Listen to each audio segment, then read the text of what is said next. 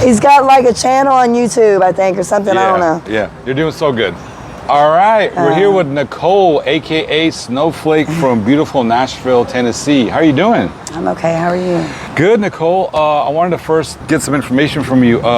What's your current situation? Where do you live, and how do you survive? Well, technically, I'm homeless. I stay in hotels when I can. Yeah. And I survive, I guess, I make money either selling drugs or selling I guess you could say, you know, like, I would rather do one more than the other, but I'd actually not do either of them because I actually have a degree. So, and I'm a nurse. We're gonna get all into that. Yeah. So, but right now, that's the situation. So. All right. Well, let's start from the beginning. Okay. I'm really interested in your story. Okay. Where were you born? Sacramento, California. Sacktown. Yeah.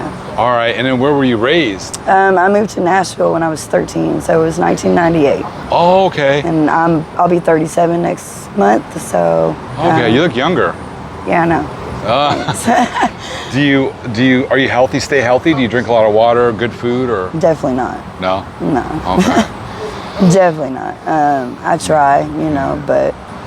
Now, you went to high school where? And what high school? McGavick in Nashville. Oh, okay. Yeah. And how was your high school years? I was bullied in high school a lot. Were you? Yeah. Up until like my senior year, you know, I was kind of bullied all the way through high school, but my senior year was awesome. Did you? Were you popular? No, not at all. Really? I was a pothead, and. Oh, you were a pothead? Oh, definitely. Mary Jane's my love of my life. Any famous people come from your high school? Any famous people? I don't know. Or I your don't think city? So. Or your city? City. I mean, other than the country music stars. Oh, okay. You know, like not really. Not really. Okay, because I like to ask that question. Not sometimes. that I know of. I mean, if there are, then I definitely don't know. Like about I know exactly who was famous in my high school. You know. Oh yeah, I don't think that there's anybody that. Oh, okay, that's cool. And what's your sign? I'm a Libra. Libra. Yeah. Okay. Your grades were pretty good. My grades in high school. Yeah. Yeah, they were good. I graduated pretty good in my class, I guess. So you went to college after high school? Yeah, I went to I guess you would say like a technical college or a vocational college, whatever it's called, but 2-year, a 2-year college. Were you raised with both parents in the home? No. Who were you raised with? So my dad raised me. My birth mom's, she's been in prison since I was 7 or 8. Oh, okay. My dad did remarry, but he got divorced from her later on.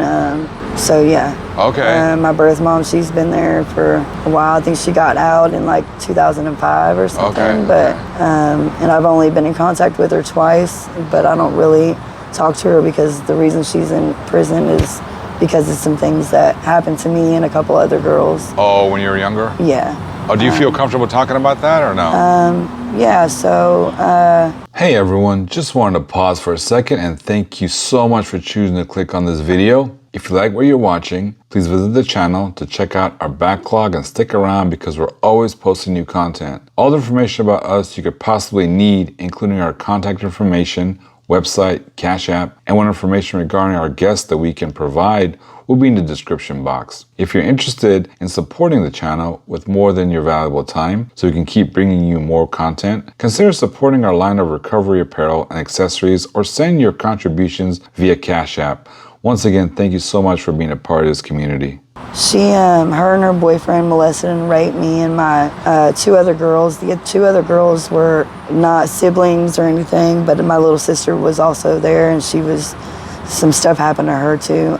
She was my half sister, so the other girls, I believe from what I've read and from what I've been told, were one of them was a prostitute and one of them was just a young girl that they had picked up, and they said that drugs influenced what they did, but I don't believe that drugs influenced that. I think that they were just, I'm not sure if drugs really influenced that or not. I think that they were just fucked up in the head. Yeah. You know, and one of the girls they had tied up to a motorcycle and that was inside the house. But so they tied the girl up to the motorcycle and beat the shit out of her after they had molested or raped her, and then left her there for days, and then they took her and dropped her off and told her if she went to the police they'd kill her, and they were watching her, but she went to them anyway, and they ended up getting caught. But I don't remember any of this at all. Did you get therapy for that or counseling? No, definitely not. No? And who raised you after that terrible incident? My dad did. Okay. Was there any abuse after that? What's that? Was there any abuse after that? Yeah, so the woman he remarried, she would beat the shit out of me. And make me eat soap or baking soda, or sit on top of me and put pillows over my head. And I had a pretty rough childhood, but yeah, she was with my father up until I think like 2001 or so. And but while she was doing all the abuse, I would tell my dad when he got home from work, and she would be like, she's lying, and my dad would believe me, but in order to stop the fighting between him and her, he would have to act like he believed her.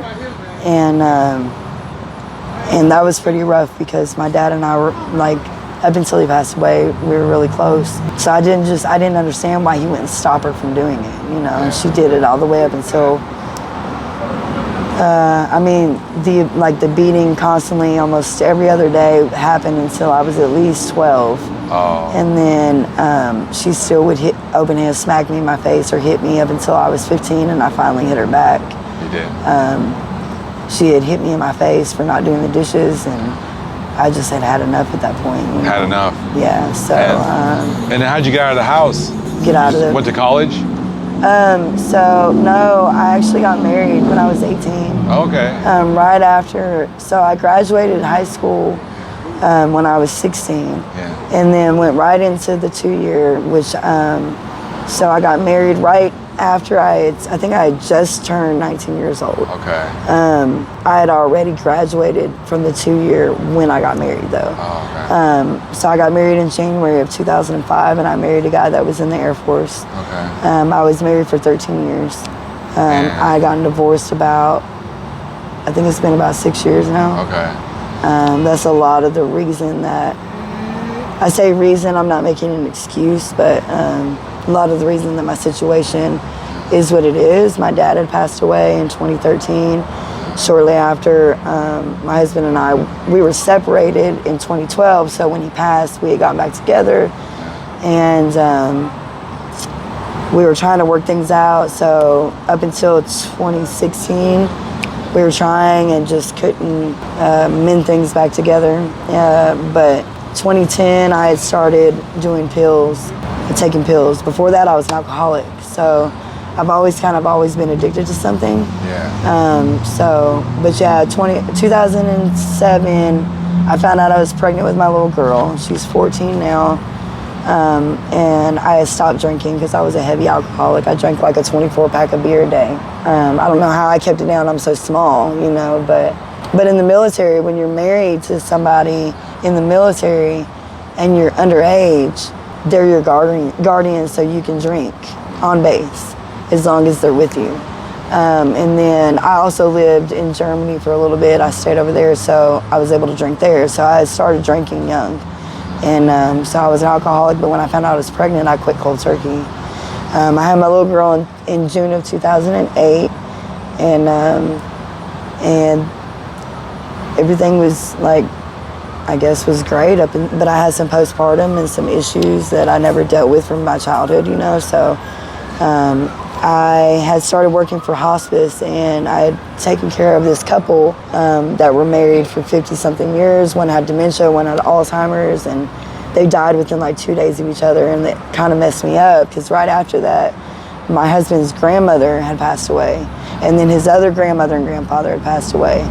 And I had taken care of his grandmother, and I was really close to her, so when I take care of people, I kind of get attached to them, being a nurse, that you are taught not to really get attached, but I just couldn't help it, so I started taking pills right after she had passed away, the day after, and I didn't realize it was going to become a problem, and I was just taking them recreationally at that point, whenever they would be around. But then I had gone to the doctor about it, and they prescribed me Valium, and I was abusing the Valium, and it was just because I couldn't, I was just dealing with a lot of pain. I had felt like that wouldn't go away.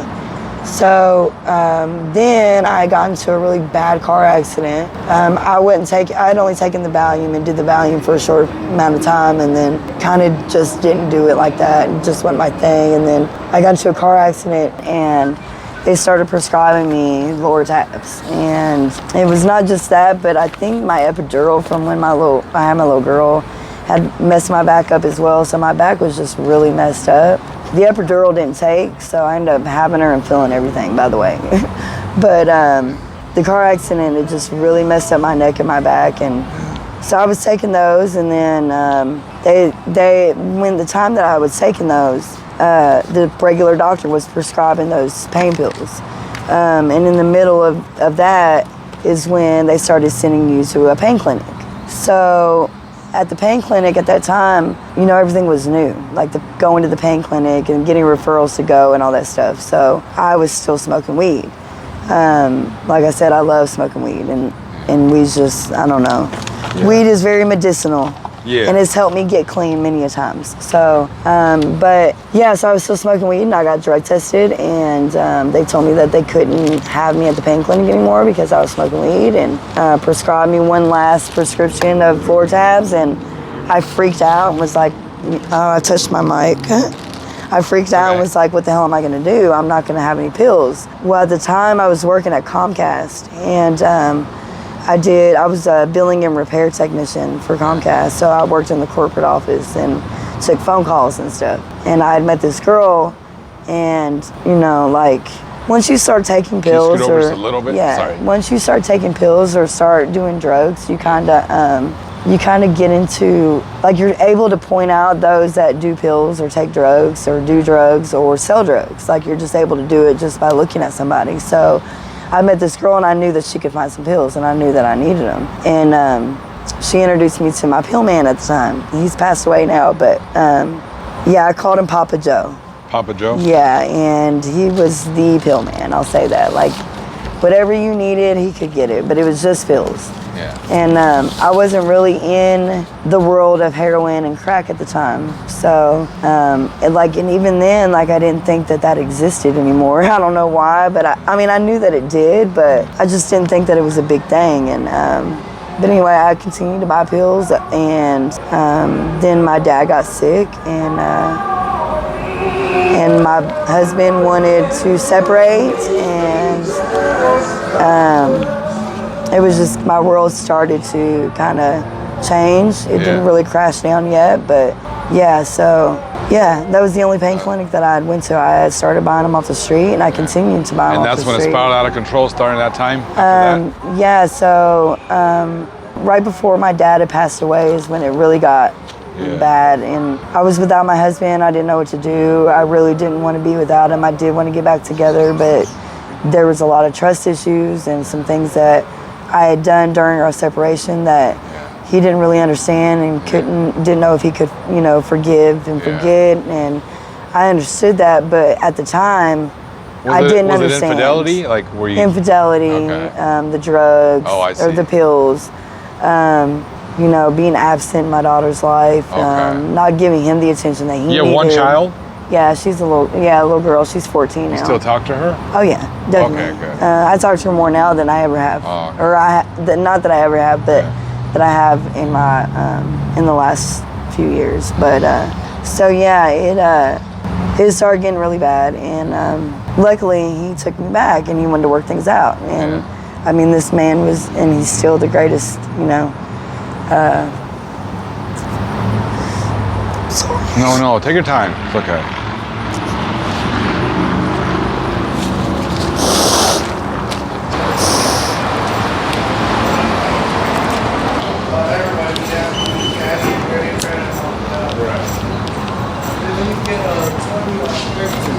Do you still communicate with your ex-husband? Yeah, I still have sex with him too, so. Oh, you still? We're still, together, okay. We're not together, but he's definitely my soulmate. Does he do drugs or anything? No, he doesn't do drugs. Is he a good man?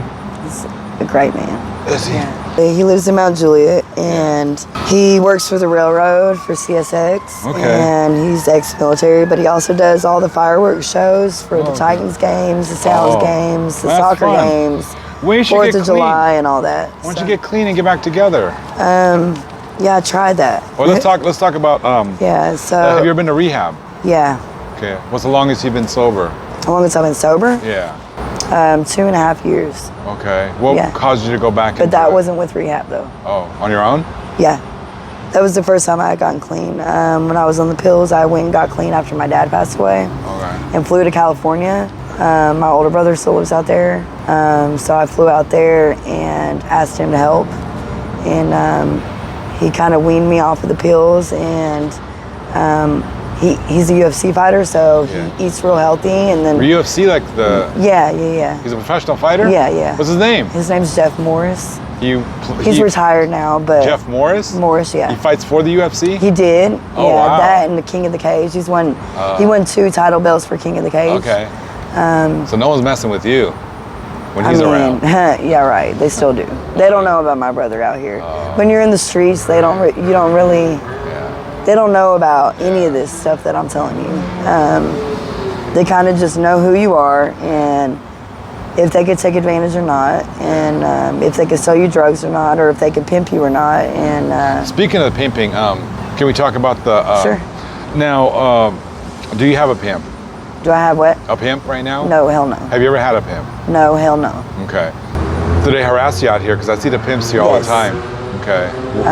Well, they think they're pimps. Okay. They're not necessarily pimps. Okay. The ones that harass you are the men that don't have shit. What's the worst experience you've had as a working girl? Getting kidnapped. That happened last August. Do you feel comfortable telling us what happened? Yeah, so I had a date, and a friend of mine, I was staying over here at the America's Best Value, and that's actually when things were actually pretty decent. Like I had a room every day and was keeping up with my money and my bills and shit like that, and seeing my daughter. And a friend of mine named Rocky, I met him through another girl that works, and he said that he knew this guy that wanted to date, and that I would come out on top, and he wanted to introduce me, and they showed up, and this guy drove up in a Lexus. It was a white man, older white dude. He drove up in a Lexus, and I already knew that something. I felt at the time actually that my life was going to change for the better, but and it did for a minute, maybe a week, and then it went to shit. But drove up in a Lexus, and I hopped in the driver's seat. He went into the office and paid for a week at the hotel, but we ended up going to his house, and he lived in Murfreesboro, or his apartment. For about 5-6 days, I went shopping every day. He bought hundreds of dollars worth of dope. I drove his Lexus around. I had started to do up the other room, and we had actually only had sex 2 times. He was basically taking care of me, and I was getting everything I wanted, and needed. So what had happened was, So he got really high one night, and he looked at me and he said, "I'm gonna fucking kill you." We were talking about something, I don't remember what it was. And I knew by the look in his eye that he wasn't fucking playing. And it scared the shit out of me. So I called a friend of mine that lived in Mount Juliet, and my best friend, or my ex-best friend, and I said, "Dude, I need you to come get me. Come get me right now. He just fell asleep. He's threatening my life. I'm gonna jump out the window, and I need you to be there when I do. I'm packing all my shit. When will you be here?" And he got there within the next 30-40 minutes. I threw stuff out the window, and him and his son were throwing it in the back of the truck, and then I hopped in the truck, and I was on my way. And it just so happened that there was a box I had thrown out there that had some of the new stuff that he had bought me, but it also had a couple things in it that weren't mine, they were his. And I didn't bother to take it back. And I should have. But I don't think that's the only reason that he did what he did, because here's how he did it. So about 3-4 days later, where I was staying in Mount Juliet, I could walk to the gas station, the Kangaroo, and took me like 2 minutes to get there. And so my friend would take me to get cigarettes, and I really needed some before I went to sleep because I wanted to wake up and have cigarettes. So I said, fuck it, I'm gonna go walk. Well, I walked, and right in the parking lot of the gas station were these bushes. At the time, I didn't know that he hopped out of the bushes. I thought he was sitting at the gas station waiting, but he was hiding in the bushes waiting for me. And he hopped out of the bushes and he put a pistol on my side. And he said, "You fucking bitch, get in the fucking car. Don't make a fucking noise or I'll blow your fucking head off."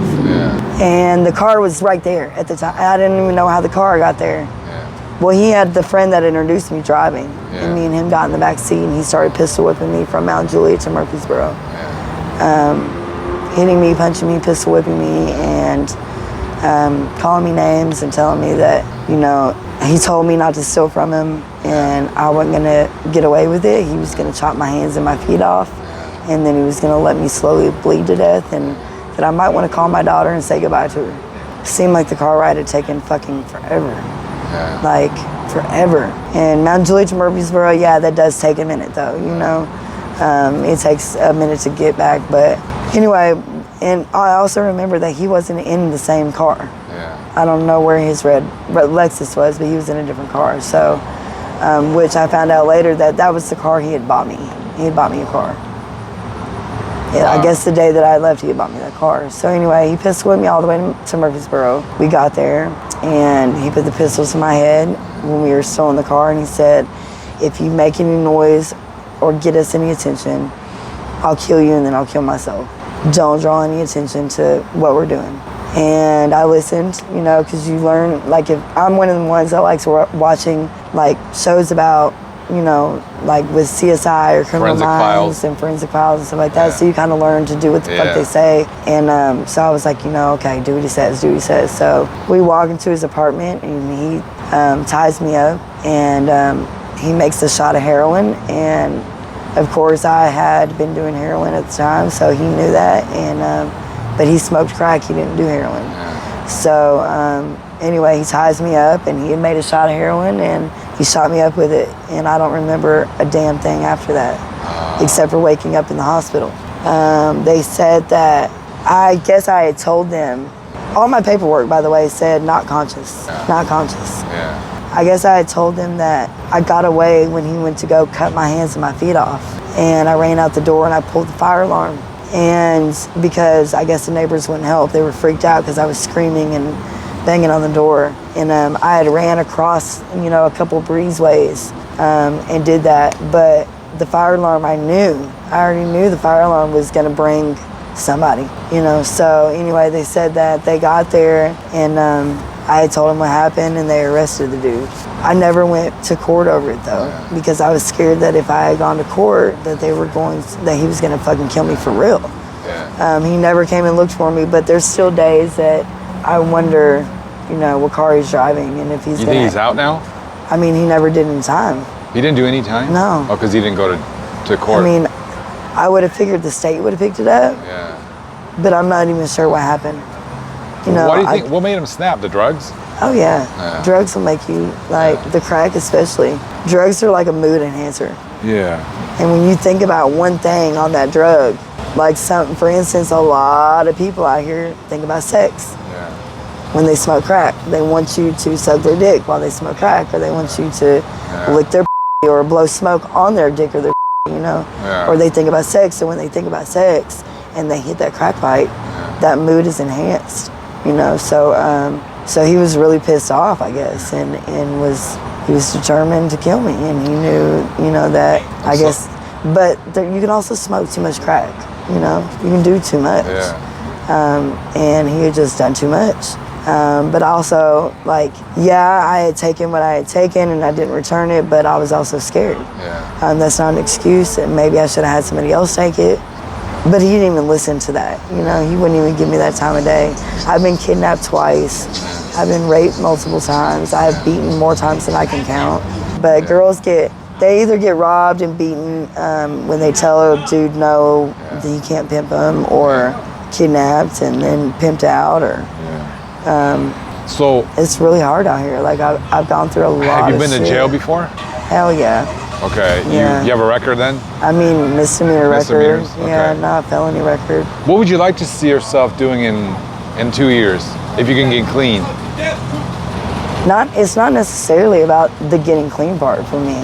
Like Yeah. I've done it and I've tried to change my life and it just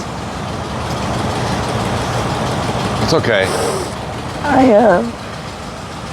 we don't have help out here. We don't have that stepping stone. I got clean and was clean for 6 months and just relapsed 2 months ago. Yeah.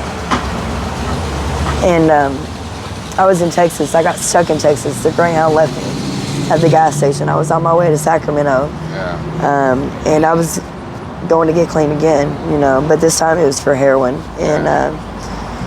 And Greyhound left me and I had no money, I had no phone, I had nowhere to go. They had all my luggage and everything on the bus. And I said, well, fuck it, maybe God, you know, is wanting me to get clean. Yeah. And maybe God is putting me here because I don't know anybody. Yeah. So I met somebody and he didn't want sex, he didn't want anything from me. He just wanted to help me, put me up in a hotel room and help me get clean. And I got clean and I got back here and was clean here and didn't have the resources or anybody in my family or friends or just anything to help me figure out what was next. Didn't have the $12 to get an ID or the $50 to get a birth certificate. I didn't have anywhere to live or to stay, and I didn't have clothes. I still don't have any of those things. Can I go back to something? Yeah. You said that guy put you up in a place and he didn't ask for sex or anything? No. Just wanted to help you. You still talk to him, that guy? No, I lost my phone when I got here. Somebody stole it because I had owed him money, and he actually, it was over here at Pizzaville. I had showed up the day that I got back, and I had owed the guy a little bit of money. And he was like, well, what do you got for me now? And I was like, well, nothing. And I had my phone in my hand. He snatched my phone out of my hand and left. And I still see him every day, and I still have to give him money. Which guy is this? I can't say it. I'm not going to say his name. No, I'm saying, is this He's the a guy in drug dealer. Texas? Oh, I was talking about the guy in Texas. That guy here. That's why he took my phone. Got it. So that's why I don't talk to the guy in Texas, is because the phone number was in that phone. I couldn't retrieve or recover my Gmail or What a nice guy. So yeah, I was so thankful for him, but I wasn't in love with him, and I think that's why I came back home. Not just that, just my daughter's here. Yeah. And, do you have any support here? Relatives or anybody that can help you? I have relatives, but they don't give a shit. They don't care about you? I mean, he did when he bought my Greyhound ticket to come back, my uncle. Yeah. But I came back and I told him, I don't have anywhere to go. I don't have anywhere to live. Yeah. What am I going to do when I get back there? Well, figure it out and let me know, was his answer. And I was going to ask him to stay with him, and I would drug test or do whatever I needed to, but I've just had a feeling that he would still say no, and that's been the issue since my since my divorce. Yeah. My dad passed away, and my family kind of acted like that I wasn't shit. Yeah, I have a problem. Yeah, I have an addiction. But I think they're not realizing that a big part of my addiction is the pain of not having them around. Yeah. You need a stable home. Yeah. First. Like it's like I said, I can get clean. It's easy for me for some reason. Okay. Well, you're blessed. I am bipolar. I'm manic bipolar, and I don't take medicine. And when I do take it, the cravings for drugs come down. Okay. But there's still other things that I haven't dealt with, trauma that I haven't dealt with that I know that I need to in order to stay clean. I know I got certified in addiction and substance abuse counseling. So I know addiction and substance abuse, and I'm a nurse. I know, I'm certified in 25 different things. You know, like it's easy for me, and I would help everybody else if I had the stability and the help that I needed in order to just start to get clean or start my life, because that's all I need is an ID, a birth certificate, and somewhere to stay. You have a lot of tools you can work with here. You have high school, college. You have a substance abuse counselor degree. Yeah, not just that, but a lot of others. So. Experience. Yeah. You have a great personality. You're very smart, articulate. Now, what's stopping you is you don't have a stable home right now. Well, that or job. Like if I get a job, I need 2 forms of ID. What's stopping you from getting an ID again? I don't have the money. Okay. Birth certificate. I was born in California, so that costs $50 to get it ordered. Oh. Speaking of money now, how much do you make a day working on the streets? On a good day? Yeah. On a good day, it just depends. Like I've made a couple thousand. Can you put some of that money away when you make it? Anyway, you have a bank account? Nothing. I mean, I can, but you got to catch up, you know, and then you. How much of your money goes to drugs? And I'm an addict. Yeah. How much of that money goes to drugs? Almost of it. And I said a couple thousand. That's on a really good day. But let's say like yesterday, I made about $400, $450. Isn't that good? And it was kind of slow. That's a slow day for you? Oh yeah. You could save some of the money. Can you just tell us a typical day? Describe your typical day from getting up, whatever you do from getting up to that. So I kind of don't sleep. Okay. I only sleep when I can, when I have somewhere to go and sleep. Yeah. I stay up. Let's say the beginning of the day, I'm out here and I'll go and I'll sit somewhere and I'll just wait for somebody to drive by. And usually I wouldn't have done that. I don't like that because you can hop into anybody's car at any time. Anything can happen. Yeah. And you'll never, like, they can take off with you. You can never come back, you know? I hate it, and I hate that the girls have to go through that. That's why the online thing is a lot more safe. The online thing is a whole lot more safe. Yeah. So I'm not able to do that, or I would. I definitely would. But even then, it's not that safe. Tennessee doesn't have an entrapment law, so they can entrap you here. A cop can act like he's not a cop all day long and then bust you, you know?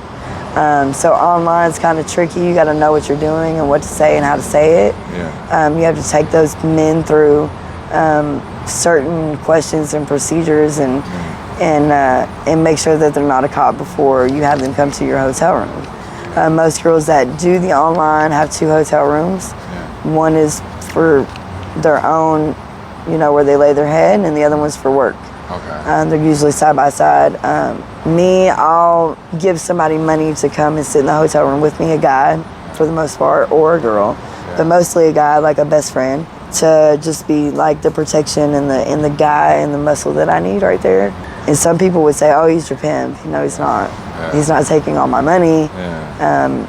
And he's not acting like a pimp. He's just merely here because he has a gun and some muscles, and I'm little.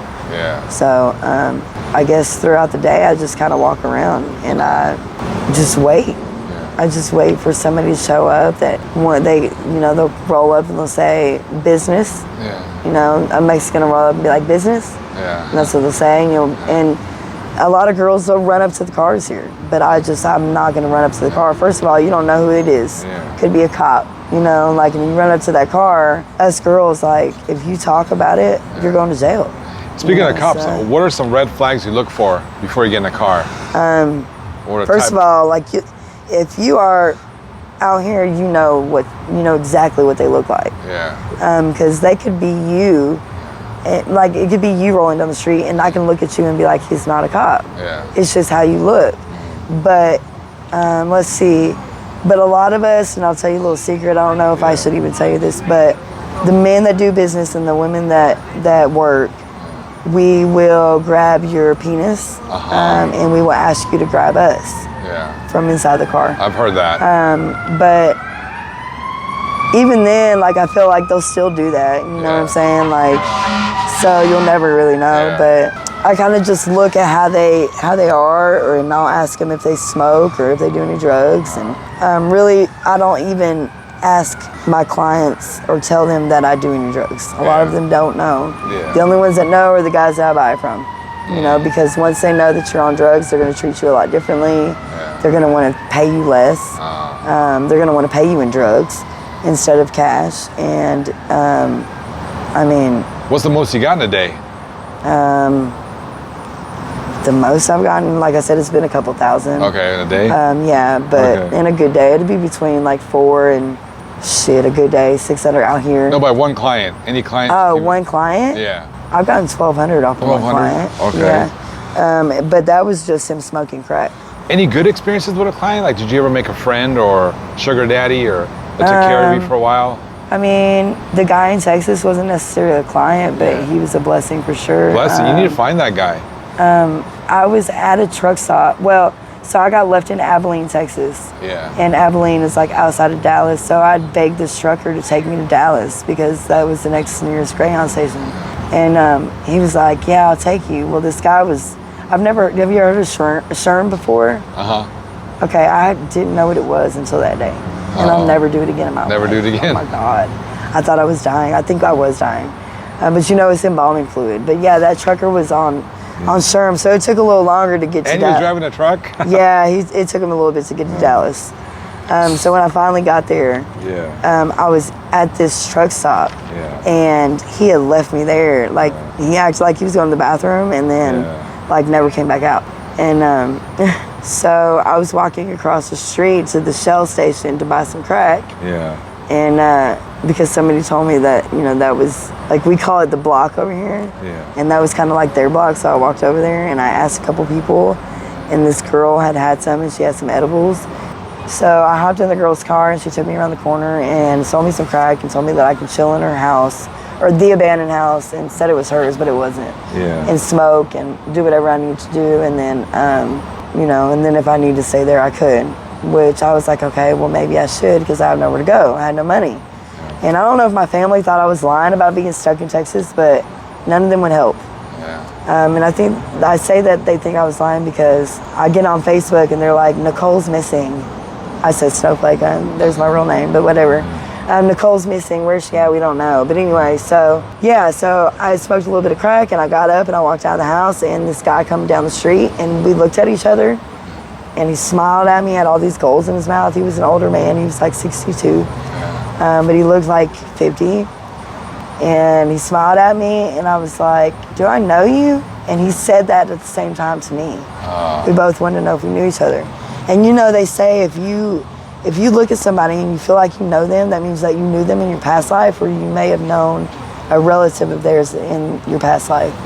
And I've always believed that. So I was like, when we both said, do I know you? I was like, we had to, like, what the hell is going on? So I said, can you take me back up to the Shell station? And he was like, yeah. And I hopped in his car, and he was like, so what are you doing? And I kind of explained it, and he was like, well, I mean, if you get some money, I can put a room in your name for you, or in my name for you. And I was like, okay. So at that point, he was offering to put a room in my name, but he wasn't. I was trying to let him know, like, I was completely broke. It wasn't going to happen unless I did out there what I was doing here. Yeah. And so then he was like, do you smoke crack? And I was like, yeah. And he was like, try this. He sold crack. So I was like, okay, well, these are my kind of people, you know. I'm just kidding. So, yeah, so we were sitting there, and I was smoking, and he was like, well, you know, why don't I get you a room? And I was like, okay. And I was like, but I don't have any money. And I said, actually, I think I have this much. He was like, well, I'll put the rest towards it. So I took what I was going to finish spending on drugs and gave it to him. I think it was like $50, maybe 40. And out there, the rooms were around the same price. So it was about 80, 90 bucks. And he took the rest. He took what he had and put it with mine, and took me to a hotel room and put me up. And then after that, I didn't sell any pussy out there. I didn't have any dates. If somebody that I ran into needed some crack, I would get it from him and sell it and give him money. And he took care of me. He fed me 3 times a day. And I smoked as much as I wanted. And he weaned me off the heroin. And his name is Goldie. Goldie? Yeah. Well, he goes by a couple different names. So you still see your husband once in a while. Besides that, are you in a relationship with anybody or seeing anybody? I don't know how to answer that. Oh, that's that girl's dog. Here, you want to hold it for a second? Hell no. Go ahead, hold it. No, put the dog down. You don't like it? Okay. You don't know what that dog has. Okay, go ahead. Ugh. Say that again now. He's holding the dog, you guys. Let's show the dog. Okay, yeah. A Chihuahua. Here, I guess I'll hold it and show him. And this is a girl's dog that is out here. I don't think she's a working girl, but she's homeless, definitely. Oh, you're cute. All right, where were we there at? Go. Sorry. She's called a dog. Good dog. He listens and he just kind of roams. But so relationship, boyfriend or not? Yeah. I don't really know how to answer that. Okay. Are you dating someone? I don't know how to answer that. That's what it is. Like, I thought I was. Yeah. This was my best friend in the world. Yeah. He's out here too, and he's homeless, but he does his own thing, and I do my own thing, and we've been best friends for years. And we finally admitted we liked each other, and then yeah, so we tried the relationship thing, but now I don't know, because we're kind of arguing a little bit. Yeah. So yeah. You're kind of okay. So what's your living situation? You stay in motels? I mean, I haven't had one except for maybe one day last week. Okay. So where do you stay? Outside. Oh man. Yeah, I haven't slept in days and days. So. What's the best thing about your life right now, Nicole? The best thing? Yeah. The best thing? I don't really know how to answer that. Like. Your daughter, maybe? I was gonna say my daughter, you know, but of course she would be the best thing, you know. The best thing, I think, one of the best things about your life is that you're very smart. You have a lot of potential. You just need someone to help you out. Yeah. Getting a place. I know you don't believe in rehabs, but what about going into I mean, rehab? it's not that I don't believe in it. I mean, like I said, I've inpatient. been twice. Going into inpatient rehab and they can help you get housing. I've done that. Okay. And they didn't help. They kicked me out after 14 days each time that I've been to rehab.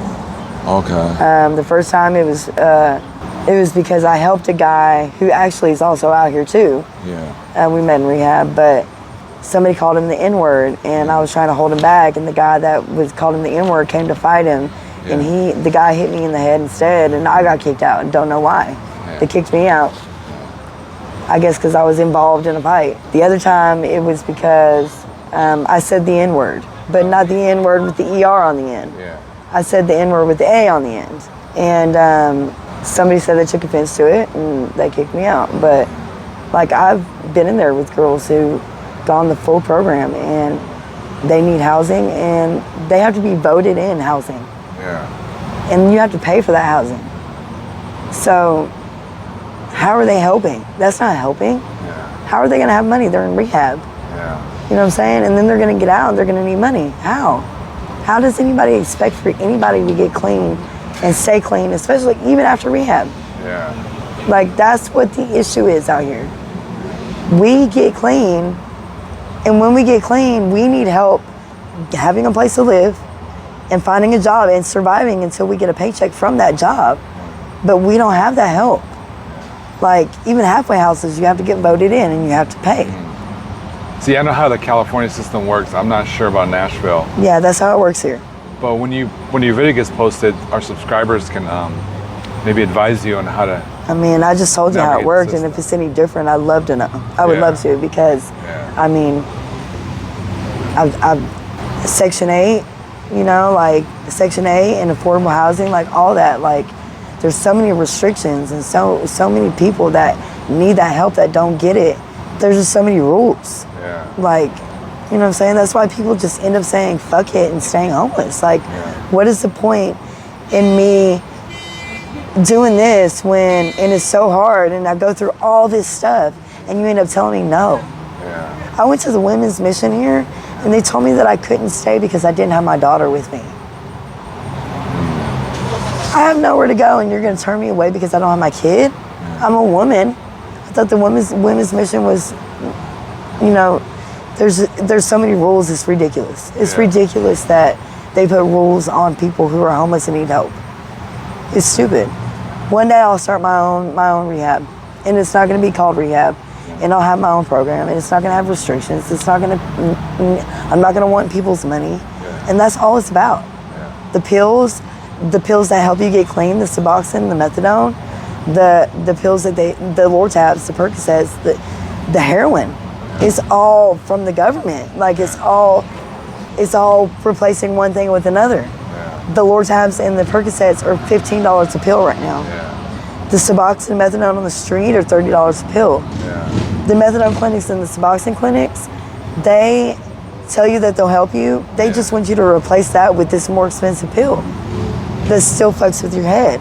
And those people that don't want to pay those prices for those pills or can't get into those doctors end up doing heroin because it's cheaper.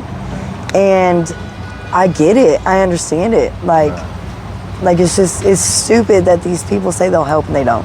Yeah. You know, like, don't offer help and say that you're going to help, when in all actuality, you're a judgmental asshole who says, oh, look at that white girl who has, well, I had dreads, who has dreads and covered in tattoos and she's homeless.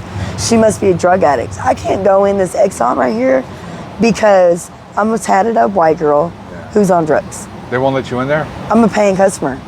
I went too many times one day and they told me that I couldn't come back because I argued. Because I didn't understand why they told me that I couldn't come in there anymore that day. I'm a paying customer. I was going in there and getting ice every hour. Oh, you've been in here too much. Okay, I'm paying, so what's the difference? Yeah. Because I said so, is what she said. Okay, let's just be real. It's because you've seen me out here. Yeah. It's because you think I'm on drugs. Yeah. And like you don't even know for sure if I am or not. Yeah. So now I can make you get banned from here if you want to argue. Okay, bitch, yeah, I'm arguing. Fucking get me banned. I don't care. Like, I'm a paying customer. This is your neighborhood. You work in this neighborhood. How could you be an asshole to somebody who I contribute to this? I pick up all this trash every day. Yeah. You know what I'm Clean saying? up. Like, and I don't get paid for that shit. So Nicole. So, but yeah, sorry, it just makes me angry. Nicole, That I wanted to ask you, what's your message to young women wanting to get into this lifestyle? Want to get into it? Yeah. Of drug use. Like, why the fuck would you want to get into it?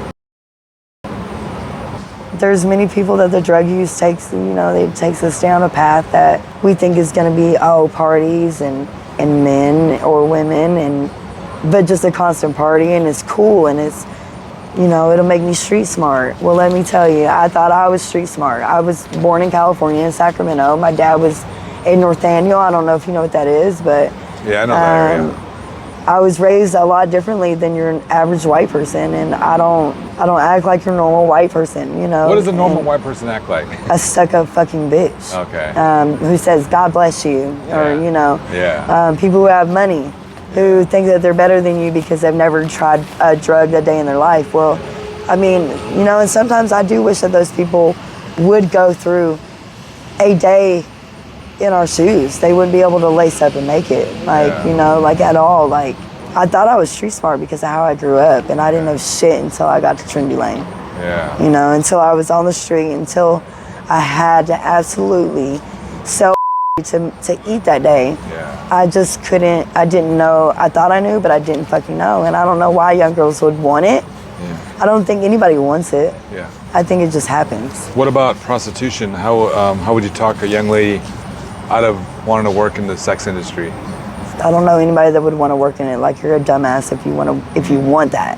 Yeah. Like, who wants that lifestyle? Fast money is what I heard. I heard fast money is the reason for making fast money goes fast. Yeah. So I don't know who would want that. That's not why I do it. Yeah. I only do it. That's why I don't have very many good days anymore. I absolutely have to do it. Yeah. I absolutely, I will make myself sit here, and I will try everything that day to not do that. And at the end of the day, if I have to, then I have to. In a perfect world, what would you want to happen right now for you? I need somewhere to lay my head, like a good night's sleep would be nice. Yeah. To feel safe, to see my daughter and have somewhere for her to go to spend time with me, Okay. For people to realize that it's a lot harder and mentally and emotionally harder than you think out here, and that people are struggling with this lifestyle and we don't choose it. Yeah. So but yeah, just like, you see somebody out, it just help them. I mean, I still do it, and I don't have shit, so. Your story's heartbreaking. You had a really traumatic childhood. Yeah. And you're abused by your stepmom. You're very smart, and I wish the best for you. Thanks. God bless you. Yeah, thank you. Thank you so much for this interview. Anything else you'd like to say? No, thanks. I appreciate it. Come Please, see me. Let me know how it goes. Please watch your video. Okay. Because I don't live in Nashville. I apologize. I don't know how the system really works here. You say California, right? I stay in California, but a lot of our subscribers may know more about the Nashville Where are you from, system. California? The Riverside, LA area. Oh, okay. Yeah. Have you been I out saw there? my first pregnant prostitute in LA. Oh, did you? Yeah, that was like 2005, I think. Did you ever work out there in LA? No. This didn't start until just like after my divorce. Oh, okay. Yeah. Like, I wouldn't even be doing any of this if I was still married. Yeah. I didn't even know, I had no clue about any of it until then. So that's the only reason that I do it, though. You were so honest. I love talking to you. Well, thanks. Bye, y'all.